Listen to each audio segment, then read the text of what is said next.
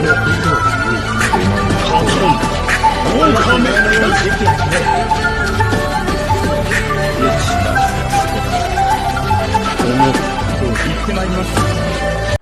के स्टार्ट में सुकासा ब्रेकफास्ट बनाने के लिए जा रही होती है और नासा उसे देख करके कहता है, तुम ऐसी लग रही है जैसे कोई वाइफ होगी। सुकासा बोलती है, हाँ मैं तुम्हारी वाइफ हूँ। नासा यह सुन करके बहुत एक्साइटेड होता है और सुकासा फिर नासा का फ्रिज खोलती है, बोलती है कि तुम कुक करते हो। वाह। नासा बोलता है, मैंने अकेले रह करके खाना बनाना सीख लिया और मैंने इस पर रिसर्च भी किया है कि तुम सभी चीज़ को बॉईल करो और वो तुम्हें बहुत एनर्जी एंड पावर देता है और इस तरह से तैयार होता है मेरा अल्टीमेट मेन्यू। कासा बोलती है, और उसका स्वाद कैसा है? नासा बोलता है, सेम ही है हर बार। और सुकासा फिर बोलती है, मुझे थोड़ा वक्त दो, कुकिंग किसे कहते हैं मैं तुम्हें बताती हूँ। और फिर वो नासा को बहुत अच्छा खाना देती है और नासा कहता है, मैं भी यही चीज़ इस्तेमाल करता हूँ लेकिन मेरा इतना स्वाद नहीं आता है। अमेजिंग। सुकासा बोलती है, तुम मुझे बस अच्छे इंग्रेडिएंट्स दो, मैं कुछ भी बना सकती हूँ।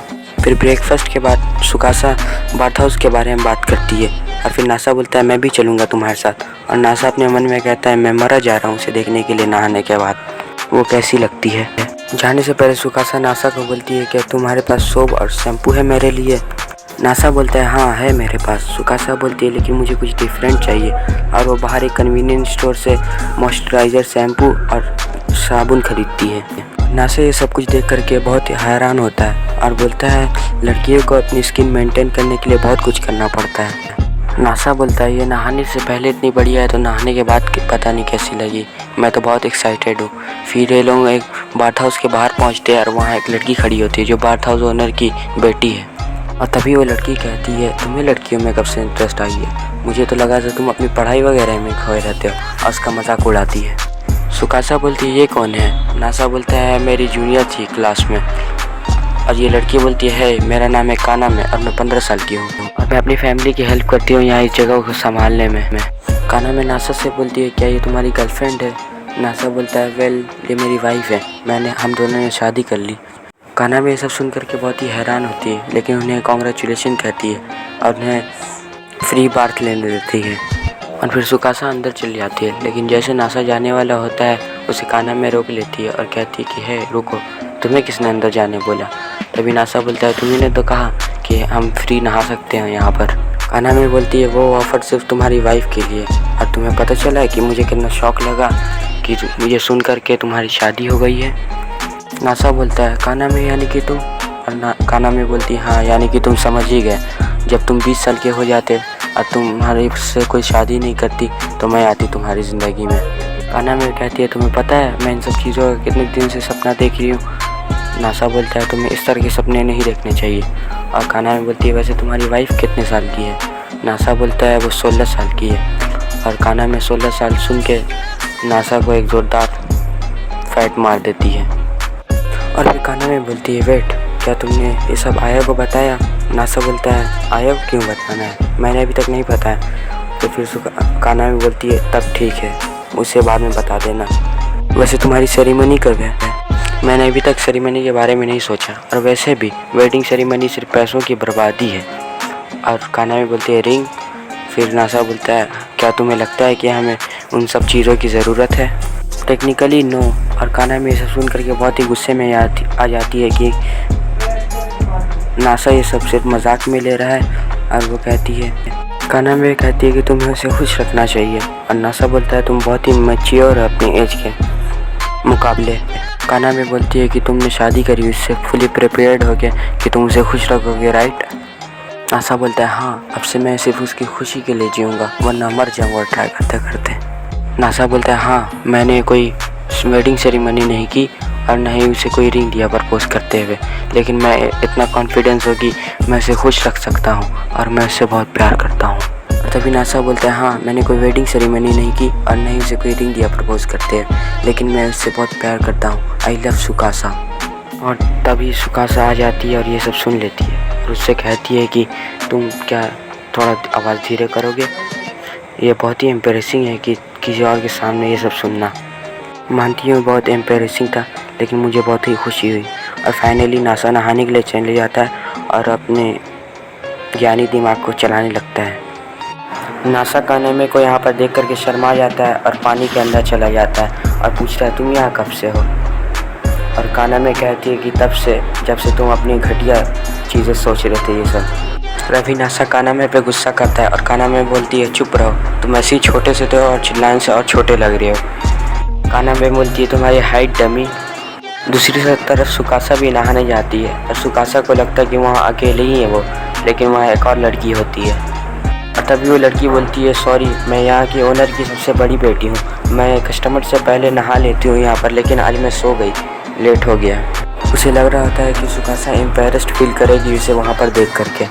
सुकासा बोलती है तुम्हें सॉरी बोलने की ज़रूरत नहीं है, लेकिन तुमने कुछ देखा तो नहीं ना।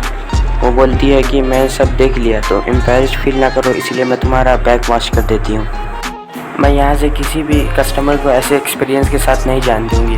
मैं तुम्हारा बॉडी एंड सोल पूरी तरह से क्लीन हो जानी चाहिए।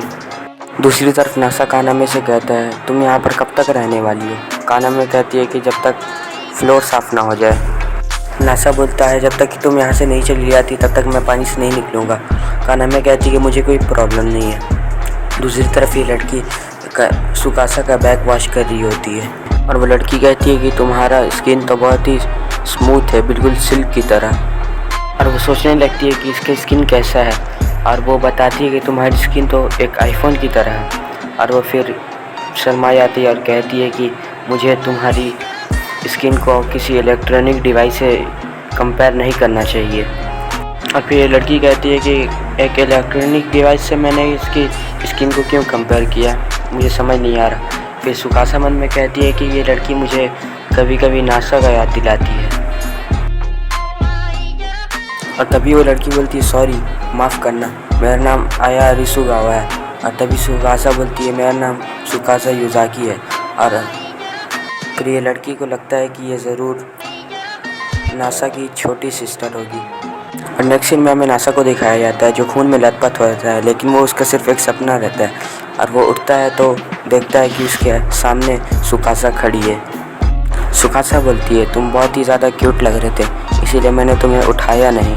और ये सुन करके नासा ब्लश करने लगता है। तभी वहाँ आया आ जाती है और सुकासा उसे थैंक्स कहती है पहले के लिए। और फिर नासा कहता है कि तुम लोग पहले ही मिल चुके हो। आया बोलती है हाँ। अब ये लड़की तुम्हारा फैमिली मेम्बर है ना। नासा तो पहले सोचने लगता है, फिर बोलता है कि हाँ ये मेरी फैमिली का ही पार्ट है। तभी सुकासा बोलती है कि तुम एक दूसरे को कैसे जानते हो। नासा बोलता है कि ये मेरे स्कूल में क्लासमेट थी। और ये बोलती है हाँ इसने मेरी बहुत मदद की है, और हमारा धंधा ही बंद हो गया था जब हमारे ग्रैंडफादर मर गए, लेकिन फिर नासा ने हमारी मदद की। नासा के स्मार्टनेस की वजह से हमारा धंधा फिर चलने लगा, फिर हमारे यहाँ कस्टमर भी आने लगे। थैंक यू माई नासा। नेक्स्ट सीन में ये लोग घर जा रहे होते हैं और तभी सुकासा कहती है कि वो लड़की आया क्यूट है ना। और नासा बोलता है हाँ टोटली। ये सुन करके सुकासा का मूड ख़राब हो जाता है, लेकिन नासा इस पर गौर नहीं करता है, वो तारीफ़ करते ही जाता है आया की। तभी नासा सामने चर्च में देखता है जहाँ पर वेडिंग सेरेमनी हो रही होती है। और नासा को लगता है कि सुकासा का मूड इसलिए ख़राब है क्योंकि ना ही उसने उसे रिंग दिया, ना ही वेडिंग सेरेमनी करी, और वो घबरा जाता है। तो नासा कहता है कि तुम उस चीज़ को तो लेकर के नाराज़ नहीं हो। सुकासा आया के बारे में सोचती है और उसे लगता है कि नासा आया के बारे में बोल रहा है, और वो घबरा जाती है बहुत। और फिर नासा अलग चीज़ों के बारे में सोच रहा होता है। इन दोनों के बीच में मिसअंडरस्टैंडिंग हो जाती है। और फिर नासा बोलता है हाँ वेडिंग ड्रेस तो इसीलिए होता है क्योंकि लड़कियाँ खुश लगे, और वो उसे घर की चाबी दे करके भाग जाता है यहाँ से। और नासा बोलता है मैं यह भी नहीं कर सकता हूँ, लेकिन मैं स्पीड ऑफ लाइट हिट करूँगा नासा से पहले, मैं इम्पॉसिबल को पॉसिबल कर दूँगा। और सुकासा सब कुछ नहीं समझती है और वो घर की तरफ जाने लगती है। तब यहाँ पर एक कार आती है और कार का शीशा ओपन होता है और उसमें से एक लड़की निकलती है जो बोलती है मैं तुम्हें ढूंढ लिया बिग सिस्टर। तो इसी के साथ ये एपिसोड यहीं पे एंड होता है।